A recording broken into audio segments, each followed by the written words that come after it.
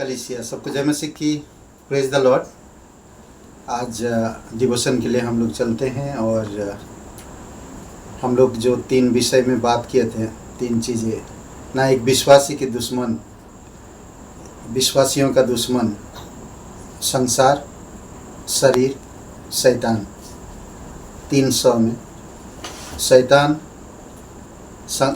संसार बाहरी दुश्मन है और शरीर अंदरूनी दुश्मन है।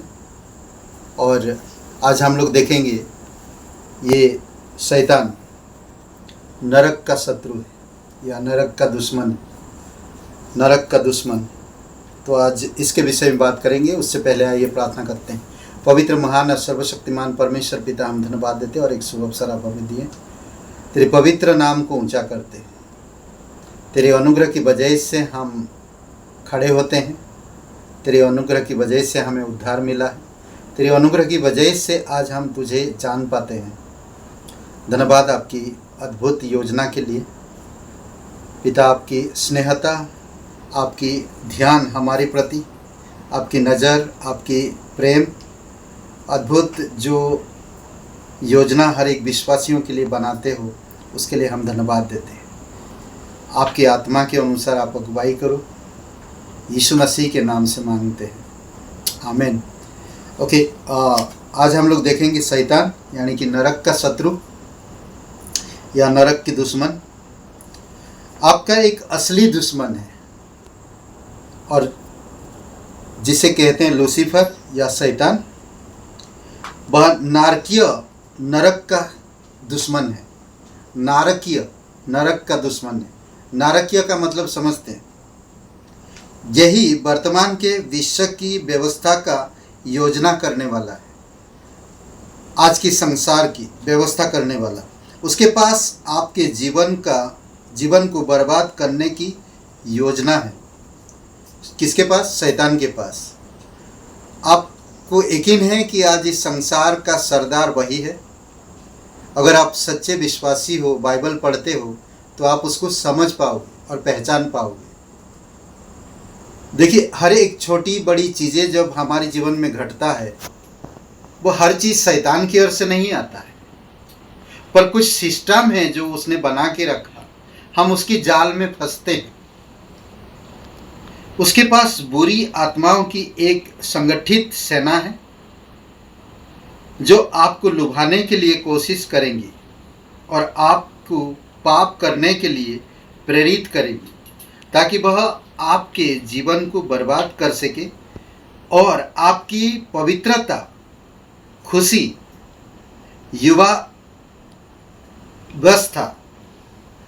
युवावस्था और संपूर्णता को समाप्त करना चाहता है। अद्भुत है। यीशु ने यूहन्ना 10:10 में कहा, चोर चोरी करने, हत्या करने और नाश करने के अलावा और कुछ करने नहीं आता। चोरी करने, हत्या करने और नाश करने, और उसका काम यही है। उसके पास एक संगठन है।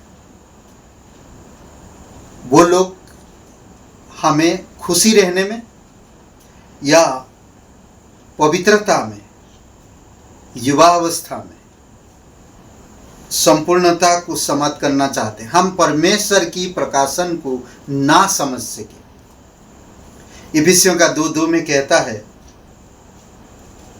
शैतान के विषय में, शैतान को आकाश के अधिकारी का हकीम भी कहा गया है। इस तरह वह हमें प्रलोभित करता है, हमारे आसपास के अधर्मी और सांसारिक वातावरण की मदद से। वह हमारी शरीर की इच्छाओं को पूरा करके हमें पाप में ढकेलने की कोशिश करने के लिए हमें प्रलोभन करता या भेजता है। देखिए, इफिसियों का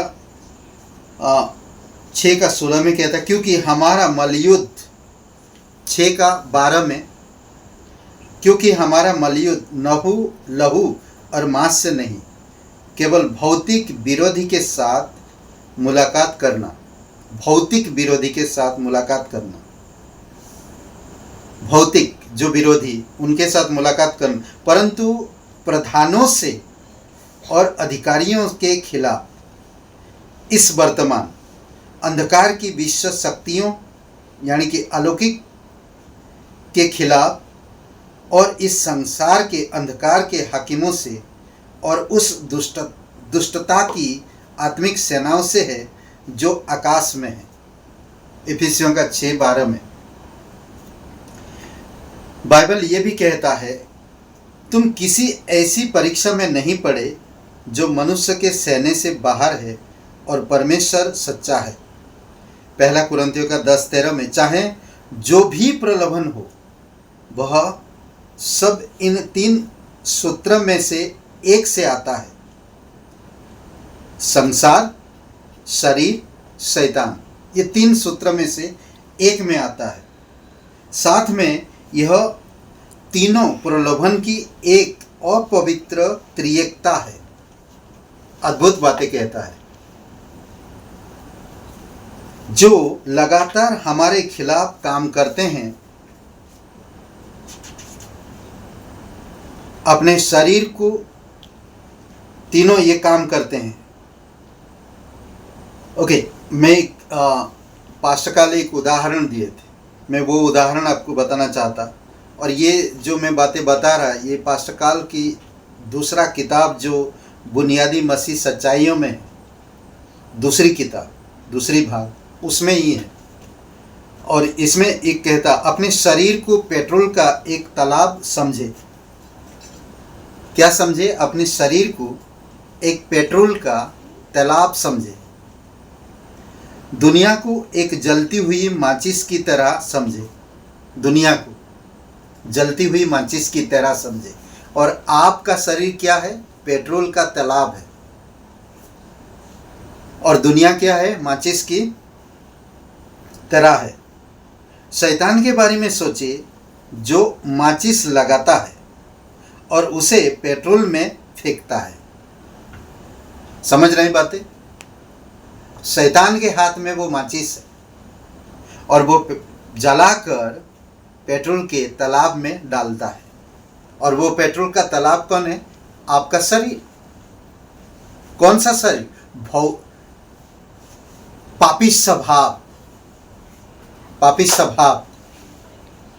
ओके, फिर भी यह आपको यह समझाने में मदद कर सकता है कि प्रलोभन कैसे काम करता है। प्रलोभन का स्थान। क्या आप जानते हैं कि आपका मानव स्वभाव किसने बना है? किससे बना है? यह शरीर, प्राण और आत्मा है। प्रेरित पौलुस पहला तीमुथियुस 5:23 में कहता है, तुम्हारी सारी आत्मा, प्राण और शरीर हमारे प्रभु यीशु मसीह के आने तक निर्दोष बने रहे। इसीलिए आपको केवल इन 3 क्षेत्रों में एक में ही प्रलोभन किया जा सकता है, आपका शरीर, प्राण या आत्मा। ये है 3 हिस्से में हम लोग जो बात किए। संसार, ये बाहरी शत्रु है। शरीर, ये अंदरूनी शत्रु है।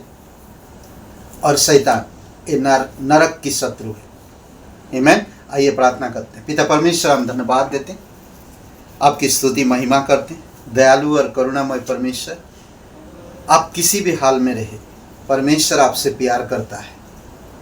परमेश्वर को पहचाने, परमेश्वर के सच्ची बातों को जाने। जब आप प्रकाश को जानेंगे, प्रकाश में स्थिर रहेंगे, तो अंधकार आपके करीब नहीं आएगा, चाहे कितने भी भारी भयंकर अंधकार क्यों ना हो। धन्यवाद देते प्रभु यीशु, आपकी अनुग्रह, आपका प्रेम, आपकी दया के लिए। जीवित और पराक्रमी परमेश्वर, धन्यवाद देते। प्रत्येक भाई बहनों को अभिषेक करो। और जो लोग यूट्यूब चैनल में सुनते हैं डेली डिवोशन को, प्रभु आप उन्हें भी आशीषित करो और आपकी अद्भुत योजना में अगुवाई करो और प्रकाशन दो। यीशु नासरी के नाम से मांगते हैं, आमीन। हे ब्रदर एंड सिस्टर, सबको जय मसीह की। Praise the Lord. लाइक करिए, कमेंट करिए, शेयर करिए। बहुत बहुत धन्यवाद।